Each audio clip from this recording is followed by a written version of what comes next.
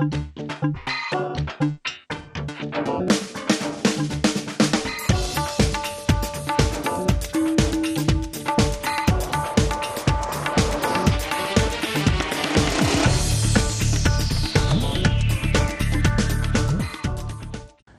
मैं हूं विवेक पांडे और आप देखना शुरू कर चुके हैं आपका अपना खास कार्यक्रम जीना इसी का नाम है। आज जीना इसी का नाम में हमने सोचा कि सोच को लेकर आपसे बात की जाए। सोच यानी कि वो वस्तु जो जीवन में हमें सफल और असफल होने के कारणों में शामिल होती है।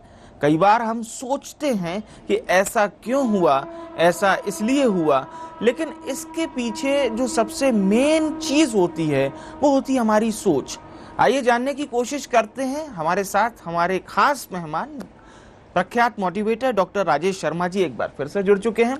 सर, आपका बहुत बहुत स्वागत है आपके अपने कार्यक्रम में। आज हम हमारे दर्शकों के लिए लेकर आए हैं सोच। सोच सर वैसे तो एक छोटा सा शब्द है, लेकिन ये अपने आप में पूरा संसार है। तो मैं चाहूंगा इस संसार को हमारे दर्शकों के सामने प्रदर्शित कीजिए। क्या बात है विवेक।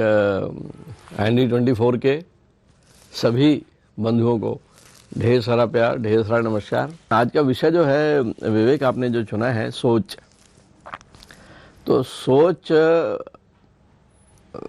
अगर मैं इसे सोचूं, यदि सोच को सोचूं तो इसको मैं इस तरह से परिभाषित कर सकता हूँ जैसे जीवन के लिए श्वास आवश्यक है, जिंदा रहने के लिए जैसे श्वास आवश्यक है, वैसे ही जीवन में आगे बढ़ने के लिए एक सोच, एक विचार आवश्यक है। हम अगर इसे अंग्रेजी अनुवाद में देखें तो सोच मतलब थिंकिंग होता है। थिंकिंग, थॉट, एक विचार, एक सोच, सोचना। जिस तरह से किसी भी व्हीकल में गियर्स होते हैं, एक फॉरवर्ड गियर होता है जिसमें कि फॉरवर्ड गियर में डाल दें गाड़ी और उसके बाद जो है गाड़ी आगे जाती है, और एक ऐसी रिवर्स गियर होता है। मुझे लगता है कि जीवन में भी जीवन को एक दिशा प्रदान करने के लिए भी फॉरवर्ड थिंकिंग और एक बैकवर्ड थिंकिंग। विवेक, इसमें ये मैं कहूँगा कि जीवन में जो परिणाम निकलते हैं, हम हर कार्य करते हैं कुछ सिद्ध करने के लिए। हम इसको यदि वापस आए, रिवर्सल मोड में आए हम, कि ऑलरेडी एक परिणाम है, परिणाम जो है वो कर्म से उपजता है जी। कर्म के लिए हमको एक विचार करने पड़ते हैं, प्लान करना पड़ता है, और वो एक बीज है बेसिकली सोच। तो एक बेहतर परिणाम पाने के लिए बेहतर कार्य करना पड़ेगा। बेहतर कार्य करने के लिए उसकी प्लानिंग करनी पड़ेगी, और प्लानिंग करने के लिए जो है एक सोच आवश्यक है।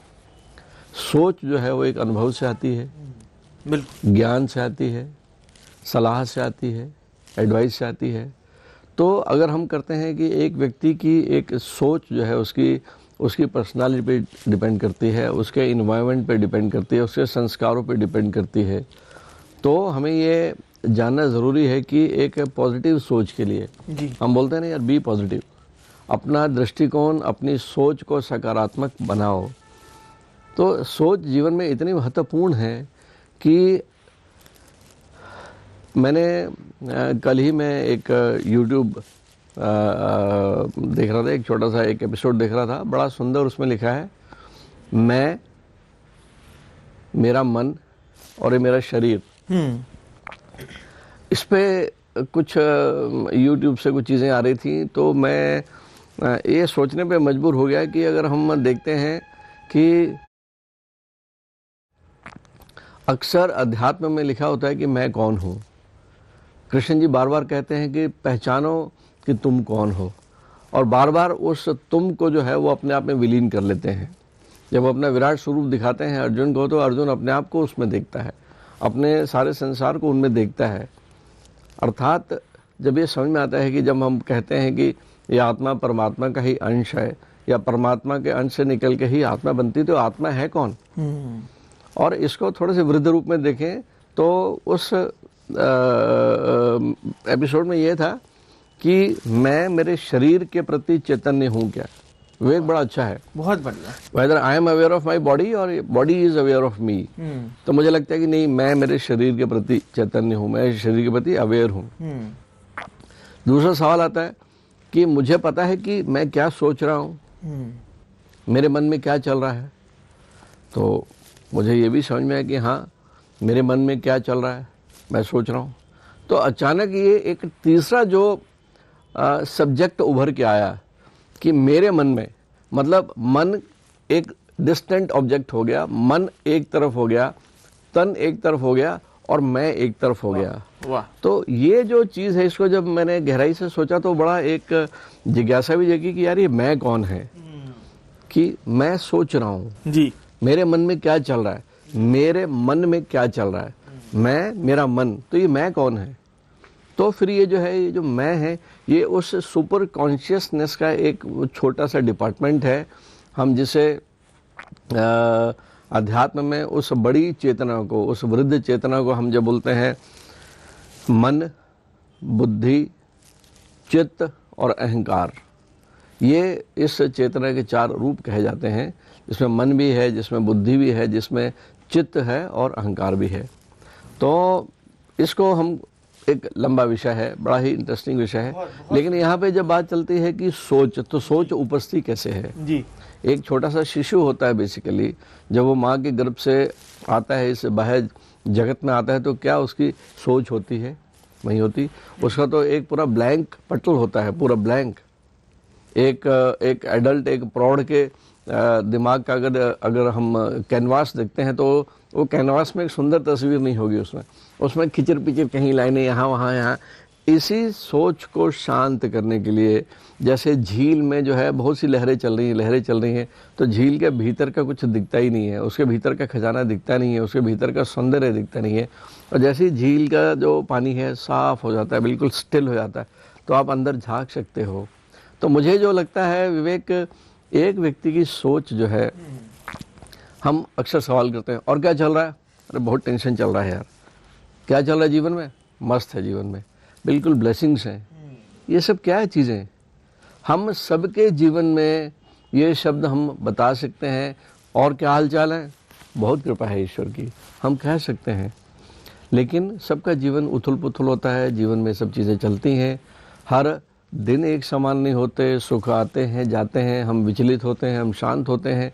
इसलिए एक संतुलन का शब्द खोजा गया है, ये बहुत अच्छा कि हम जब बात करते हैं कि जीवन जो है एक संतुलित धारा में चलता रहे, जीवन चलता रहे। तो मैंने जब बात की थी कि फॉरवर्ड थिंकिंग और बैकवर्ड थिंकिंग, सुबह उठते ही और रात को सोने के वक्त, इसके हज़ारों रिसर्च हो चुकी है, हज़ारों एक्सपेरिमेंट्स हो चुके हैं कि रात में हम जब समाधि में चले जाते हैं, निद्रा अर्थात जो, फिर से मैं बताता हूँ कि आपकी कॉन्शियसनेस की जो 3 स्टेजेस कहलाती हैं, जागृत, निद्रा और स्वप्न, ये 3 चीज़ें हैं। उसके बाद चौथी तो तुरिया आ जाती है, जो अध्यात्म में आती है। यहाँ पे विवेक मैं ये कहना चाहूँगा कि दिन भर के कामों के बाद हम जब रात को विश्राम के लिए जाते हैं, दिन भर आपने अपना मोबाइल फ़ोन यूज़ किया, रात में उसको चार्जिंग के लिए लगाते हैं। ठीक इसी तरह से हम भी जब चार्जिंग के लिए इस प्रकृति की गोद में, निद्रा के रूप में हम जब प्रवेश करते हैं, तो प्रवेश करने के पहले आपके विचार कैसे हैं। इसलिए कहा जाता है, हमारे ऋषि मुनि ने कहा है कि सोने से पहले 2 मिनट केवल आंखें बंद करके आज के दिन भर के कार्यक्रम को एक बार सोचें और ग्रैटिट्यूड के साथ ईश्वर से प्रार्थना करें कि आज का दिन आपने हमें फिर से एक सुकर्म करने के लिए, अच्छे कर्मों के लिए दिया। और उसके बाद फॉरवर्ड थिंकिंग करते हुए, कल के समय को प्लान करते हुए सोएं आप। और ऐसी सुबह उठते हैं कर दर्शन के बाद में, सुबह भी एक बार फॉरवर्ड थिंकिंग के साथ उठिए। आज के कामों की लिस्ट, टू डू लिस्ट, मैं दावे के साथ कह सकता हूं कि आपका जीवन परिवर्तन हो जाएगा केवल एक सोच के साथ। हम अक्सर जो है बैकवर्ड गियर में गाड़ी लगा लेते हैं सुबह उठते ही, पुराना कोई वाक्य जो याद आ जाएगा, कोई एक फीलिंग के साथ उठ जाते हैं, कोई किसी ने हमको कुछ बुरा भला कहा, उस थॉट के साथ उठते हैं। आप एक कल्पना करके देखें, अपने आप को अवलोकन करें, अपनी सोच को देखें जी, अपने विचारों को देखने का प्रयत्न करें। बिल्कुल। जब हम एक पॉजिटिव सोच के साथ चलते हैं, एक तो अपने आप गियर लग जाती है, अपने आप एक गियर लग जाती है। और उसके बाद तो फिर आपका जिद, आपका जुनून, आपका अनुशासन, आपका एक प्रकार से कमिटमेंट जो है वही आपको आगे ले जाता है। और यही तो चाहिए जीवन मैं में। यहाँ बड़ी ईमानदारी से एक बात कहूंगा, जब आप कह रहे थे तो मैंने आपकी कही बात को लिख लिया कि रात्रि सोने से पहले ध्यान करें, सुबह उठने के बाद ध्यान करें।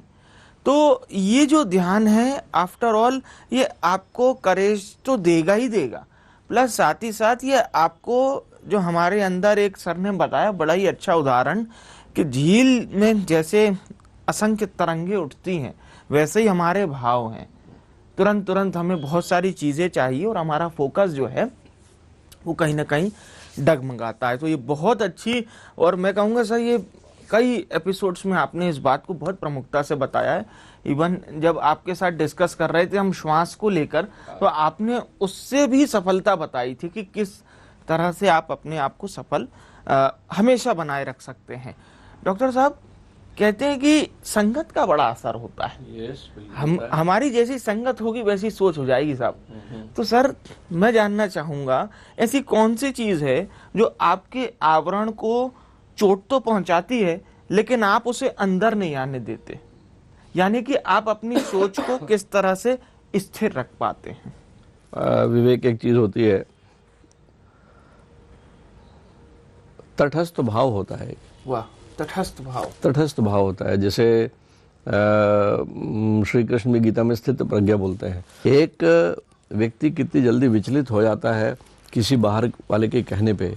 अक्सर इसलिए हम कहते हैं कि आप अपने जीवन की शांति की कुंजी किसी और को मत दें। ठीक है, कोई भी व्यक्ति, बाहरी व्यक्ति, कोई भी व्यक्ति आपको दो बुरे शब्द कह के आपके मनोभाव को बदल सकता है क्या? अक्सर जीवन में क्या होता है कि हम बुरा इसलिए मान जाते हैं कि किसी ने हमें बुरा कहा। तो अगर सच्चाई में आप बुरे हो तो बुरा मानने की आवश्यकता नहीं है। अगर मैं बुरा हूँ, ठीक है, और अगर किसी ने मुझे बुरा कहा तो मुझे बुरा मानने की ज़रूरत नहीं है। और अगर मैं बुरा नहीं हूँ इसलिए उसने बुरा कहा तब तो सवाल ही नहीं उठता। तो ये जो चीज़ें हैं, एक तटस्थ भाव में बने रहना, ये एक आत्मविश्वास होता है कि मैं हूँ जो, मैं सत्य हूँ। ये आप ही जान सकते हैं कि आपका व्यक्तित्व कैसा है।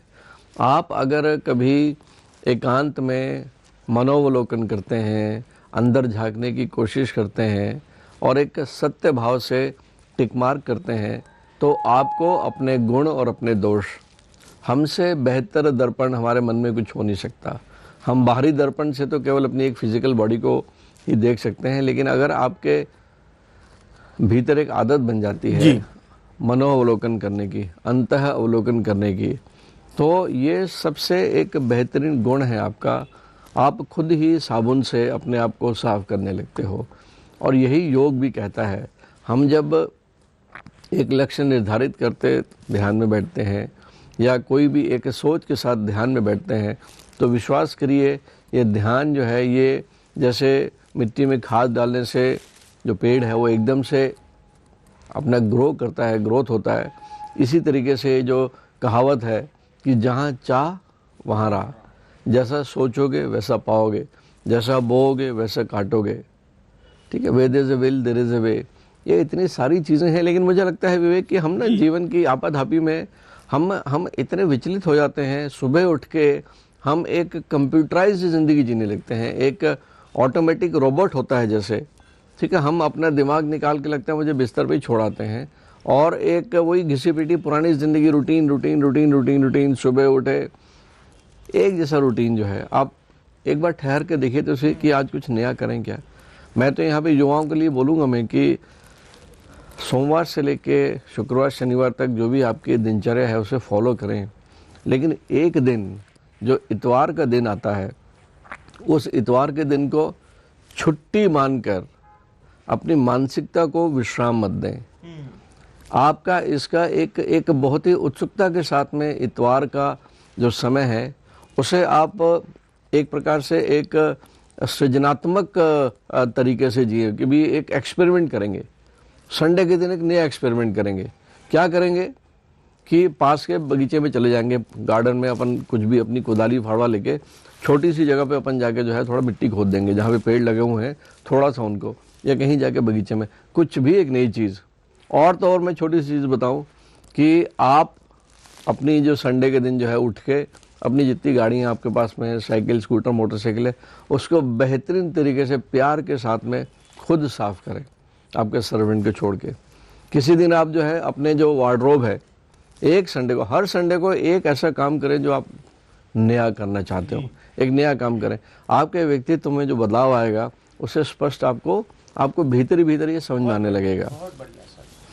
तो एक नई चीज़ जो है, आप क्रिएटिविटी तो दें। आपके दिमाग में, हम वैसे ही जानते हैं, हम जो है विवेक, कि हम जीवन भर जो है अपने मस्तिष्क, ब्रेन का हम 7-8% ही यूज़ कर पाते हैं, मात्र 7-8% यूज़ करते हैं। बाकी ब्रेन जो है वो उसके न्यूरॉन्स जो है हम जगाने की कोशिश ही नहीं करते। आप सोचोगे 8-9-10% में ही हम जो है पूरी दुनिया निकाल लेते हैं, दुनिया को चला लेते हैं, जीवन चला लेते हैं। बिल्कुल। लेकिन अगर आप कॉन्शियस माइंड से, कॉन्शियस, देखिए क्या होता है, जैसे जो व्यक्ति पहली बार ड्राइविंग सीट पर बैठता है, ठीक है, उसने पहले कभी अगर गाड़ी नहीं चलाई है, तो जब वो कार चलाना सीखता है तो उस वक्त तो अपना कॉन्शियस ब्रेन यूज़ करता है, कॉन्शियस ब्रेन यूज़ करता है। उसे गियर बदलनी होती तो गियर देखेगा, ठीक है, वो मतलब ब्रेक और एक्सीलेटर क्या है दिमाग में सोचेगा, कैसे क्या करना है करके बहुत ही अटेंटिव होकर बैठता है। लेकिन समय के साथ साथ करते वो सबकॉन्शियसली ड्राइव करने लगता है, रिफ्लेक्स बन जाता है, हमारी जो है एक तरह से हैबिट हो जाती है। ये बहुत अच्छी चीज है आप। हाँ विवेक, तो इसमें ही आप मोस्टली ड्राइविंग करते आप बात करते हो, आप प्लानिंग करते हो, आप लाखों रुपए का व्यापार कर सकते हो, मोबाइल पे बात कर सकते हैं, गाने सुन सकते हैं। यही चीज़ असली जीवन में भी लागू होती है। बिल्कुल। कि हम जब कॉन्शियसली कोई चीज़ करते हैं तो एक नई जीवन धारा आपके जीवन में और मैं कहूँगा सर, मैं अपने आप को नहीं रोक पा रहा, आपने अद्भुत चीज बोली है। इस चीज को लिख लीजिए कि कॉन्शियसली जो भी आप काम करते हैं, तो वो सर बड़ी अच्छी कहावत भी है कि करत करत अभ्यास से जड़मति होत सुजान। मुझे लगता है कि आज आपका जो उदाहरण है वो कहीं ना कहीं एक बहुत अच्छा लेख बन के बिल्कुल हमारे दर्शकों को मिल गया कि आप कॉन्शियसली काम कीजिए, आने वाले समय में आप उसको सब कॉन्शियस कर लेंगे। यानी कि डरना नहीं है आपको किसी भी चीज से, अपने कार्य को करते रहिए। ये चीज जोड़ी है विवेक, करत करत अभ्यास के, ये तो इसमें सोने पे सुहागा हो गया जी। ठीक है, मतलब आप मान के चलें क्योंकि सर मैं एक सुधी श्रोता की तरह आपको सुनता हूँ और कई बार अनबिलीवेबल थॉट्स, बिल्कुल ईश्वर ऐसा लगता है जैसे आपके माध्यम से निकलवाना। देखिए ये जो पहल है हमारे भारत के सभी युवाओं के लिए है, जीना इसी का नाम है, क्योंकि हम चाहते हैं कि भारत युवा देश है और हमारे सारे जो युवा हैं वो देश के प्रति अपने भाव को समर्पित करके, अपने मन में एक राष्ट्र प्रेम की जोत जला के अपने आप को एक वो ऊर्जा का एक भंडार समझें, बिल्कुल, कि जिसके मन में माउंट एवरेस्ट पे विजय पाने की संकल्प शक्ति हो, जिसके मन में केवल और केवल नौकरी पाने की चाहत ना हो। हमको युवाओं का हृदय परिवर्तन करना है। बिल्कुल, बिल्कुल। हमारे युवा जो है नौकरी पाने के लिए नहीं, नौकरी देने की लालच पैदा करें, अपने आप को इतना सक्षम बनाएं, अपने आप को इतना कामयाब बनाएं कि मात्र पढ़ने के बाद में हम जो है ये एक प्रकार से निराशावादी एक तरीका अपना लेते हैं, जॉब नहीं है।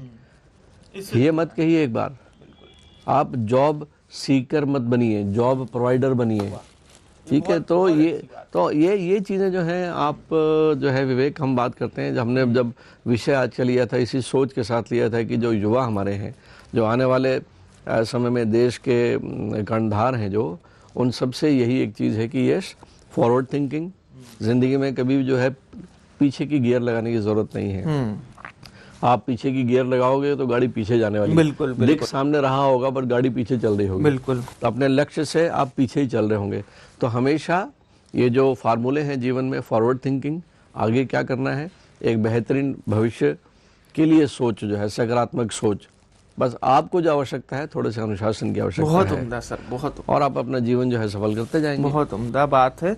और कहीं ना कहीं ये मैं कहूँगा बहुत कम समय में अगर आपको किसी चीज़ को सीखना है तो आप डॉक्टर साहब के इस उदाहरण को समझने की, आराम से अगर आप केवल बातें समझना जानते हैं तो बहुत इजीली ये चीज़ आपके लिए है। सर, अंतिम सवाल आज का ये, और चूंकि मैं तो आपसे बात कर लेता हूँ, मेरे दर्शक भी आपसे जुड़ जाते हैं, तो उनको सफलता भी बड़ी तुच्छ लगने लगती होगी। उन्हें लगता है कि इतने बड़े ब्रह्मांड में हम क्या सिर्फ सफल होने के लिए बने हैं? अरे भाई, सफलता, और ये वाकई में बहुत अच्छा है। मेरा अगला सवाल लेकिन इसी से जुड़ा हुआ है। हमारी सोच से हमारी सफलता का रास्ता कितना सीधा दिखाई देता है? जैसी मेरी सोच, क्या उसी के मद्देनजर मुझे सफलता मिलेगी सर? मैं विवेक कल कहीं हमारे मित्र हमसे बिछड़ गए।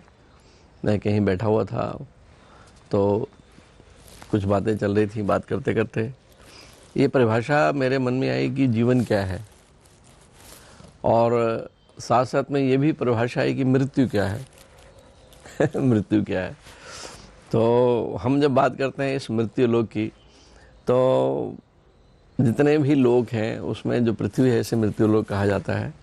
इसकी एक बाय डिफ़ॉल्ट एक नेचर है गुरुत्वाकर्षण की। हर व्यक्ति बड़े आसानी से जो है हम ढलान की तरफ जाते हैं। हमें ऊपर उठने के लिए जो है हमें बहुत ताकत लगानी पड़ती है, बहुत सी ऊर्जा लगती है।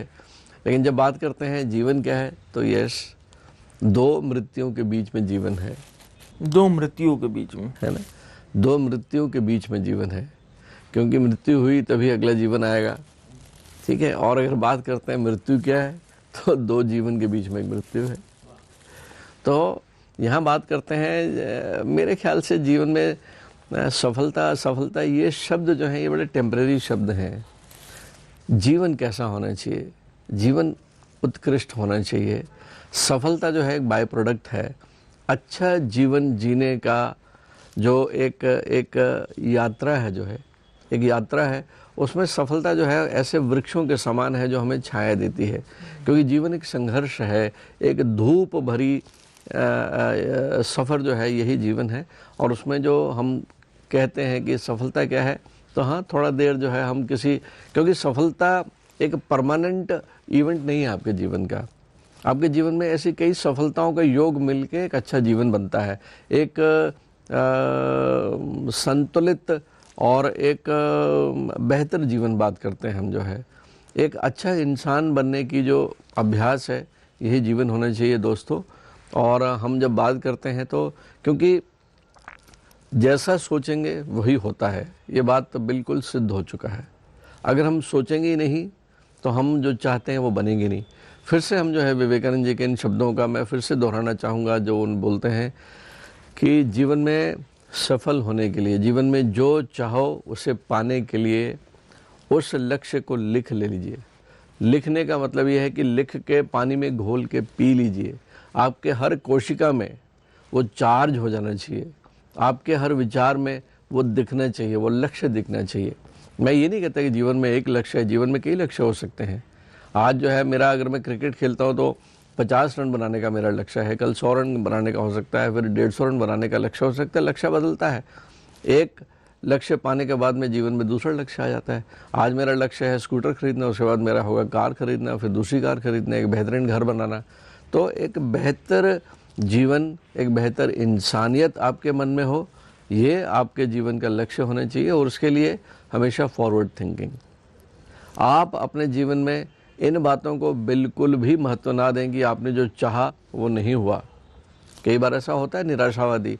आज अगर हम पेपर खोल के देखते हैं तो बड़ा दुख होता है जब छोटे छोटे बच्चे जो है छोटे 8वीं 9वीं 10वीं में एग्ज़ाम के डर से या किसी भय के कारण जो है कुछ ऐसे गलत स्टेप उठा लेते हैं जो उनके माँ बाप को जीवन भर जो है एक दुख का कारण बन जाता है। देखिए, मनुष्य जीवन जब मिला है, ये बात मान के चलें कि ईश्वर साक्षात हमारे साथ होता है। विश्वास के साथ में अच्छे कर्म करते जाएं। अपनी ज़िंदगी की जो गियर है उसे फॉरवर्ड मेथड में ही चलाएं। गाड़ी को पीछे ले जाने की आवश्यकता नहीं है। जीवन चलने का नाम है, हमेशा चलते जाइए अच्छे कर्मों के साथ में, अच्छे लक्ष्य के साथ में, अच्छी सोच के साथ में, सेवा भावना के साथ में। विवेक, मैं तो यही कहूँगा। वाह, बहुत अच्छी बात कही सर। एक पंक्ति में अगर आप इसे बताने का प्रयास करें कि मेरी सोच, मेरा जीवन, मेरा करियर या मैं जो भी हूं, उसमें कितना तारतम्यता है, कितने पैरेलल चल रही है वो? विवेक, मैं मेरे बच्चों से भी, मेरे दोस्तों से भी ये बोलता हूँ कि क्या मुझे मेरे दोस्त मिस करते हैं, क्या मुझे ये समाज मिस करता है। अपने आप को उपयोगी बनाएं, वाह। अपने आप को सेलेबल बनाएं। आपकी कमी खलनी चाहिए आपके दोस्तों को।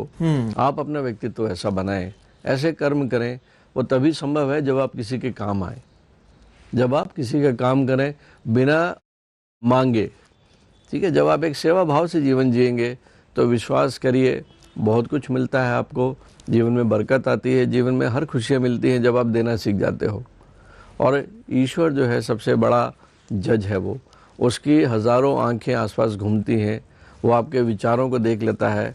अच्छे विचारों के साथ में अच्छी चीज़ें घटती हैं, अच्छे लोगों के साथ में अच्छी चीज़ें घटती हैं। अच्छे विचार बनाए रखें, सुंदर विचार बनाए रखें, जीवन सुंदर होगा। बहुत उम्दा बात सर, और आपकी इसी उम्दा बात के साथ इस कार्यक्रम का समापन करेंगे। बहुत बहुत धन्यवाद डॉक्टर राजेश शर्मा जी, एक बार फिर से हमारे दर्शकों का ज्ञानवर्धन करने के लिए। कैसा लगा आपको ये कार्यक्रम, लिख के हमें बताइए, और अगले एपिसोड में आप क्या सुनना और देखना चाहते हैं ये भी बताइएगा। बहुत बहुत धन्यवाद और शुक्रिया आप सभी का।